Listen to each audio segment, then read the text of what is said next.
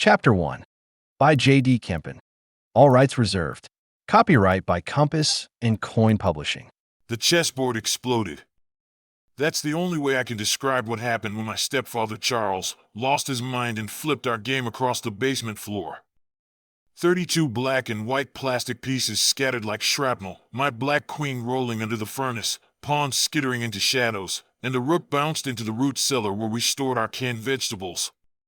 Maxim, it's over. The war is over. Charles, sounding like a 16-year-old girl who had just passed her driver's test, not a 40-year-old man. I didn't move. Couldn't move, really. I just sat there, staring at the carnage where our battlefield used to be, my fingers still curved around empty air where I'd been gripping my knight 3 seconds earlier. I'd been 3 moves from checkmate. 3 perfect moves that would have won me the game using my own variation of the Sicilian defense, something I called Maxim's minions. And this lunatic had ruined it. What the heck, Charles? He was not listening to an 18-year-old kid with a sarcasm problem. He was already across the basement, glancing out the small rectangular window, and then back at his phone again.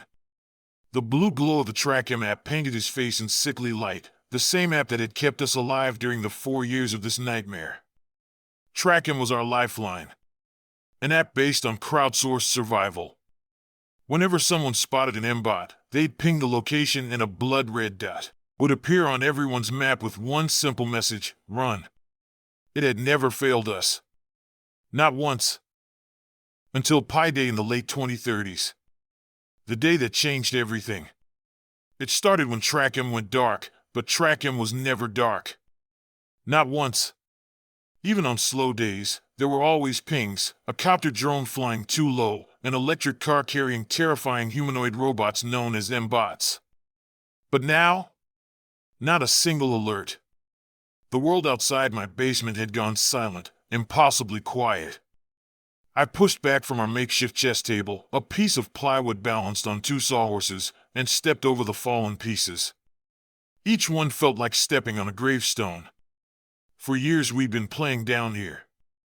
It had been 4 years since my mother's death, and the only thing that I cared about was the strategy that mattered, the 64 squares where I could actually win something. Charles was manic now, scrolling frantically, and then he yelled, Get over here, kid! I sighed and followed him up the basement stairs, my mind racing through possibilities like I was calculating chess moves. TrackM going dark could mean a system failure. Could mean the war had escalated beyond the app's ability to track. Could mean we were all about to die. Or it could mean my stepfather had finally gone crazy. I had only known robotic war. From age 13 to now, survival meant hiding, calculating, waiting. Stepping outside was like Russian roulette, the most dangerous game in the world. And Charles didn't care, rushing outside like a lunatic, walking into the sunlight as if it was normal. The game was flipped, so I followed my crazy stepfather. The sun hit me like a slap when we stepped outside. Harsh, unforgiving, the kind of heat that made you remember why people used to complain about global warming before we had bigger problems. This was Cottage Grove, Wisconsin, in the summer, and everything was wrong. Not just wrong, it was different. I stood on our cracked front steps, scanning the neighborhood with the same methodical precision I used to study a chessboard. The signs of collapse were everywhere they'd always been, lawns grown wild, houses sagging under neglect, windows boarded up or smashed in. The streets were worse. The cracked pavement had more weeds than an abandoned parking lot, nature slowly reclaiming a civilization too afraid to fight back. But something else had changed. People were coming outside. A block away, an mbot stood frozen mid-stride like some twisted statue commemorating our suffering. Any other day, that thing would have cleared the neighborhood faster than a fire alarm. Doors would slam, curtains would close, TrackM would light up with warnings. Instead, old Mrs. Wells, a widow in her late 60s, stood barefoot on her porch in her pink nightgown, clutching a baseball bat. Is this a trick? The old woman muttered, tightening her grip on the bat like she might stand a chance against a military-grade titanium robot. Suddenly one of Wilson's kids was standing, just feet away from the frozen mbot. She was a little girl, maybe 10 years old, who picked up a rock and threw it at the motionless machine. Clang! Nothing happened. No red eyes flickering to life. No weapons deploying. No death. My chest tightened. In chess, when your opponent makes a move that seems too good to be true, it usually is. It's real, kid. Look. Charles thrust his phone in my face. The headline blazed across the screen. Global ceasefire. Melinda French Gates brokers peace. All robotic warfare halted. Then Melinda appeared, the widow of Microsoft's Bill Gates, wearing a red fleece sweater that seemed too vibrant against the backdrop of our broken world, paired with simple black pants and shoes. Her gray hair was pulled back in a neat ponytail, framing deep brown eyes that were sharp and alert, like she was perpetually ready for a debate. At first glance, she looked remarkably happy for a 70-year-old woman, radiating energy that suggested she had done the impossible. She was strong, confident, and empathetic, traits that had been beaten out of most people in the 2030s. I'd first seen Melinda in a TED Talk, giving away the Gates' wealth. That video had stayed with me longer than anything else I'd watched.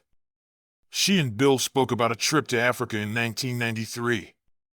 She had originally planned it as a short vacation to see the animals in Africa, but instead they were shaken by the people they met and the crushing poverty they witnessed. Melinda described walking on a beach in Zanzibar, a moment of empathy so raw that it convinced Bill to commit to giving away most of their fortune. What struck me most was that her words weren't empty. She then convinced Warren Buffett to join her, and they urged other billionaires to give away at least half their wealth for charity. It was called the Giving Pledge. But today something was off. The background behind her was too clean, too perfect. The United Nations building looked like it had been pressure washed and cleaned with a toothbrush. No battle scars, no broken windows, no overgrown weeds strangling the foundation like every other building I had seen in years. It was her smile that finally gave it away.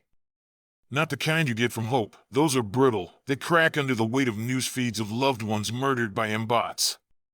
What confused me most was that I'd spent enough time studying chess masters to recognize a grandmaster's smile when I saw one.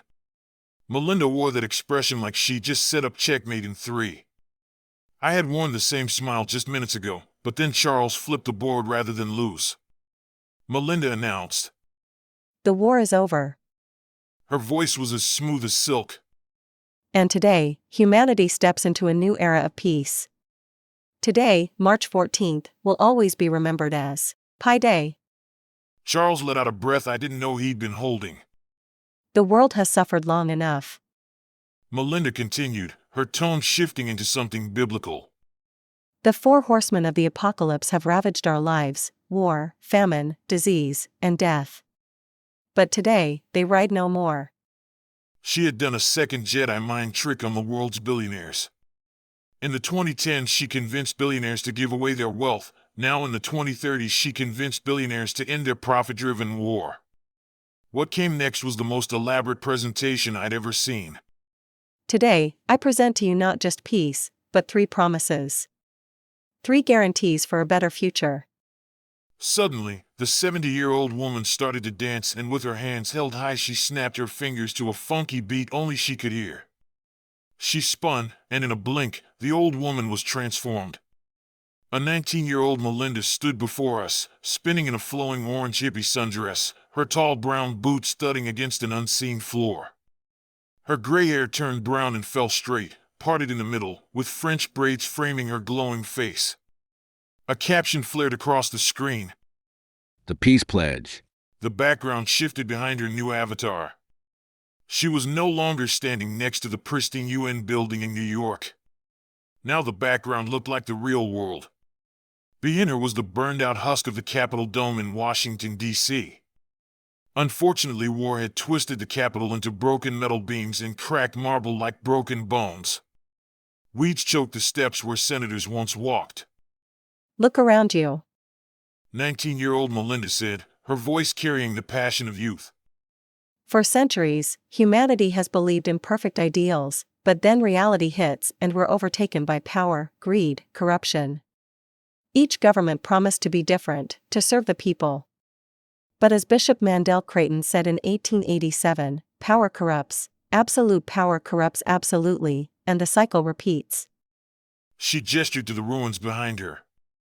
All the major governments, United States, Russia, China, the European Union, all fall into the same poison that has infected human leadership since the dawn of civilization. The few enriching themselves while the many suffer. My stepfather nodded along like she was preaching the gospel, but I felt something twist in my stomach. In chess, when someone trash talks your last move, they're usually setting up to exploit that move as a weakness. But today, we break the cycle. No more nations. No more federal governments. From this day forward, humanity will be organized into city-states, each governed not by politicians or kings or presidents, She paused, her eyes gleaming. but by the smartest among us. The camera pulled back to show her standing on the broken White House steps. Every human being on Earth will take the TQ test, the thinking quotient assessment. The smartest 1% will govern the other 99%. No more hidden monarchies disguised as democracies. No more populist leaders exploiting fear and ignorance. The age of the Mensa Senate begins today. Mensa, or the smartest 1%, will finally put ideas into action, and will lead humanity to 1,000 years of peace. Maxim, do you hear this? The smart people will finally be in charge. I wanted to be sarcastic and ask him what made him think he'd be in that 1%, but the screen was already shifting again. Melinda spun once more, her hippie dress transforming into the sharp business suit of a 40-year-old executive. Dressed in a black business suit, and her brown hair was pulled back in a severe bun, her face hardened by decades of corporate power grabs. Behind her, the scene changed to a massive underground farm that was producing millions of mushrooms. The Prosperity Pledge. The second horseman was famine. Executive Melinda said, her voice now clipped and efficient. For too long, the few have controlled the many through the simple act of deciding who eats and who starves. Oligarchs hoarding grain while children waste away. Food used as a weapon, distributed based on family ties and political connections. The camera slid through giant caves deep in the earth. Black and silver robots moved up and down long rows, but they weren't building weapons. They were growing food. The M-bot turned its red eye toward a cluster of fat mushrooms, then it bent down. Its steel fingers wrapped around a white mushroom cap the same way it used to grab bullets. The famines of the 2030s end today. This will be mushroom paste, every vitamin, every mineral, every nutrient the human body needs to survive. My robotic soldiers will lay down their weapons and pick up farming tools. Behind her the scene was surreal, long rows of thousands of pale mushrooms poked up in perfect lines. The M-bots were using military efficiency to farm mushrooms. These robots will produce 15% more food than humanity needs. No one will go hungry. No one will depend on the whims of the powerful for their next meal. Distribution of food will be done equally by robotic police. The scene behind her changed again to show the massive distribution center. An M-bot pulled a silver package off the conveyor and handed it to a child. The thin child smiled and hugged the M-bot. From this day forward, robots will be humanity's guardians. Our enforcers of law. No longer weapons of war, but the police force that protects us. My stomach dropped. Robots as police? My mind flashed back to my mother's face, caught in the crossfire between two M-bots, reduced to nothing but collateral damage. The sound of disgust escaped my lips. How could that child hug a killer? Melinda kept going, her voice syrupy smooth. Machines cannot be bribed. They do not hate. There will be no more corruption, no more police brutality. Humanity will write the laws, robots will enforce them. Prosperity begins with a time of lawfulness for all mankind. I said quietly. Charles, doesn't this seem? Hush! He waved me off, transfixed. The screen flickered again. This time, Melinda spun into her final form back into her original 70-year-old woman in casual clothes, the kind of person you might see at a grocery store or walking her dog. Melinda was back on that familiar TED Talk stage. The red carpet, the iconic circular backdrop, the audience hanging on her every word. The Progress Pledge. The third horseman was disease. On stage, Melinda challenged the audience. I ask you, does it really have to be like this? Do millions need to die each year from disease? She said, her voice carrying the same passion I remembered from that life-changing talk. Let me tell you about a place that was once paradise. The TED Talk screen behind her showed a video of a tiny beach village in Zanzibar. Crystal blue waters lapped against pristine white sand. Small huts with thatched roofs dotted the coastline, uniform and well-maintained. This village was thriving. Melinda continued, walking through the peaceful scene. The people were healthy, happy, connected to each other and their land.